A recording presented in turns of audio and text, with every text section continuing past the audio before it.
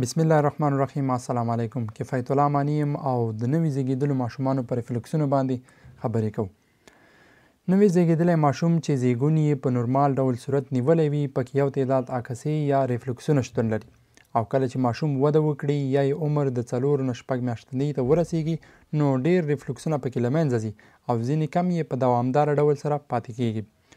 د عصبي ریفلکسونو شتون د نوو زیږیدلو ماشومانو د عصبي سیستم په فزیکي معاینه کې خورا د ارزښت وړ دي. د نوو زیږیدلو ماشومانو د ریفلکسونو له جملې څخه لومړی چې دی هغه مورو ریفلکس دی. په دې ریفلکس کې ماشوم په بستر باندې په سپاین پوزیشن یعنی ستون استاغ څملول کیږي. د معاینه کوونکي یو لاس د ماشوم لاندې کیښودل کیږي او د بل لاس په واسطه د ماشوم سر د بستر څخه 1 انچ یا هم 10 نه 15 درجې پورته کیږي. بیا په ناڅاپي او په چټکۍ سره د ماشوم سر خوشي کیږي چې ماشوم په دې وخت کې خپل دواړه موټونو ته ابډکشن یا لرېوالی او اډکشن یا نږدېوالی ورکوي. دغه ریفلکس د امیدوارۍ د 28مې هفتې څخه شروع او له زیږیدنې څخه وروسته په 4 نه تر 6 میاشتنیو کې له منځه ځي. دغه عکسه د مرکزي عصبي سیستم په آفاتو، تخرشیت، دماغي ډیپریشن او هایپوټونیا کې چې دی بیا ضعیفه وي یا بیخي له منځه تللې وي. خو په اربس پالسي، سپاستیک هیمیپلیجیا، هیمورس او د کلاویکل هډوکو په ماتیدنه کې یو طرفه یا په غیر متناظر ډول سره موجوده وي او کله چې دغه عکسه ډیره فعاله وي نو په تیتانوس، تیتانی او د مرکزي عصبي سیستم په انتاناتو دلالت کوي او هم کله چې دغه عکسه د ژوند له 7 میاشتو څخه زیات دوام وکړي نو بیا په وخیمو حالاتو باندې دلالت کوي. دوهم چې دی هغه روټینګ ریفلکس دی.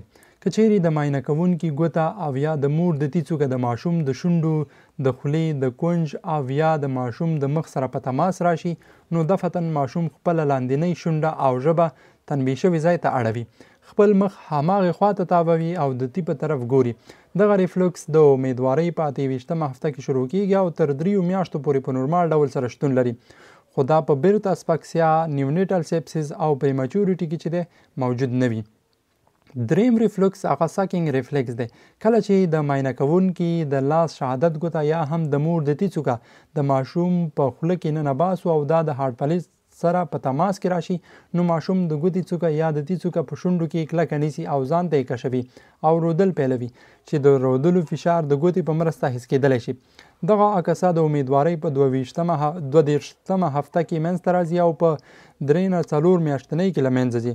دا عکسه هم په نیونیټل سیپسیس او پریمچورټي کې کمزوري وي. څلورم ریفلکس هغه سوالوینګ ریفلکس دی.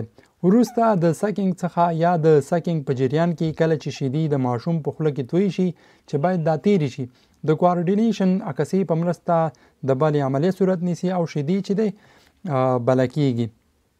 پنځم ریفلکس چې دی هغه ګراسپ ریفلکس دی. دا عکسه چې دی بیا په 2 ډوله ده. لومړی پلمر ګراسپ ریفلکس.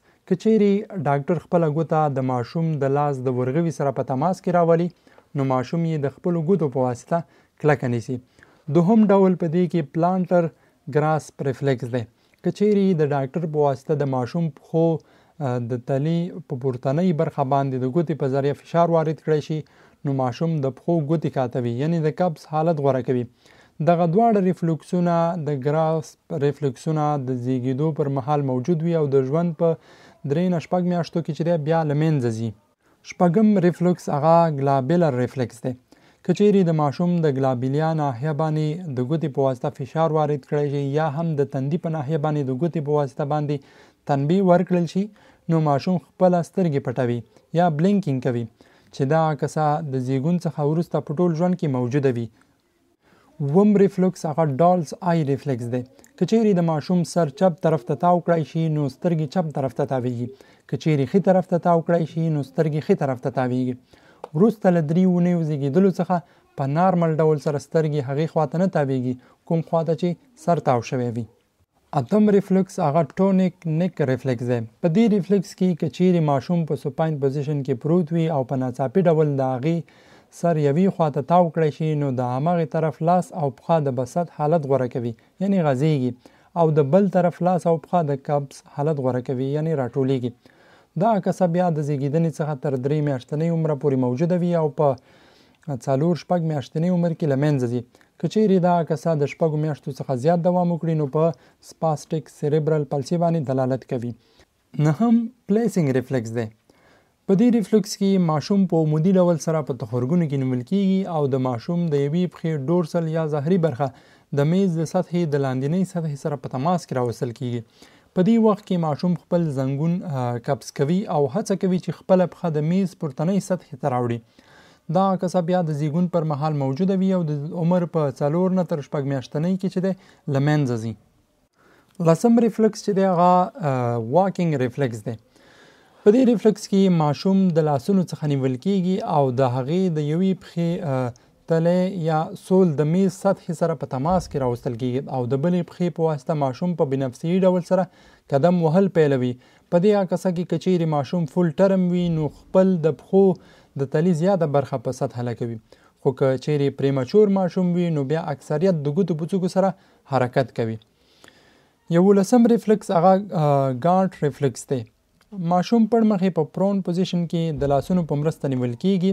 د بل لاس ګوتې په واسطه د ملا په برخه کې د ستون فقرات سره په موازي وحشي خواته تنبیه واردېږي چې په نتیجه کې ستون فقرات یا ورټبرل کارم لومړی تنبیه شوي خواته سکولیوسیس حالت غوره کوي او وروسته بیا مقابل طرف ته د انحنا شکل اختیاروي.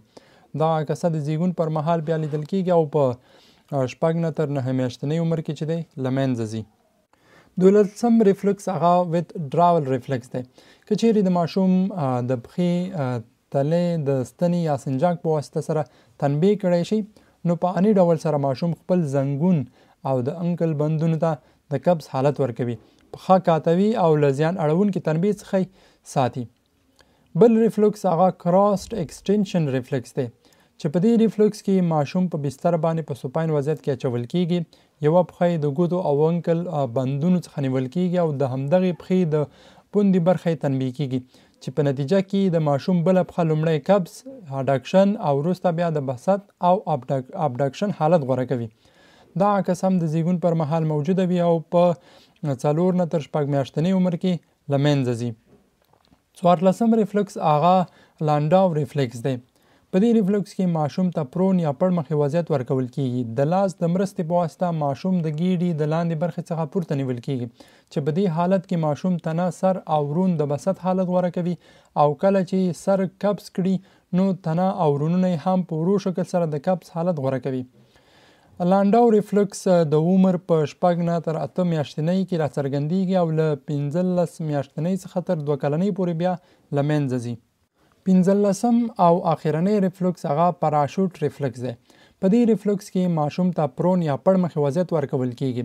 د لاس د مرستې په واسطه ماشوم د ګیډې د لاندې برخې څخه پورته نیول کېږي او 2 سانتي متره د لاس په واسطه یو ناڅاپه ښکته کېږي. نو ماشوم هم خپل لاسونه، مټې او ګوتې د بسط په شکل غوړوي لکه څرنګه چې پاراشوټ په هوا کې خلاصیږي. پاراشوټ ریفلکس د ژوند په 6 نه تر 8 میاشت کې راڅرګندېږي او بیا نه ورکېږي، ټول عمر چې دی دوام کوي. نو دا د نوي زیږېدلو ماشومانو د نورمالو ریفلکسونو په اړه لنډ معلومات چې له تاسو سره مو شریک کړل. د توجه څخه مو نړۍ مننه.